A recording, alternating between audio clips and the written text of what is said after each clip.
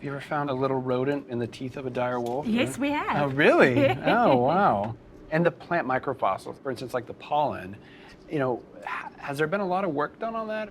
What you're going to be finding as you prepare this dire wolf are smaller plant fragments that we very confusingly actually refer to in paleobotany as macrofossils because they're plant fragments that we can actually see. Right. Pollen is, in terms of botany, referred to as a microfossil. So this is something that you wouldn't be able to see until you've chemically processed it, mounted it on a slide, and are looking at it that way. There's a lot of it. It preserves really easily, but that's work that's just starting to be done here at the Tar Pits.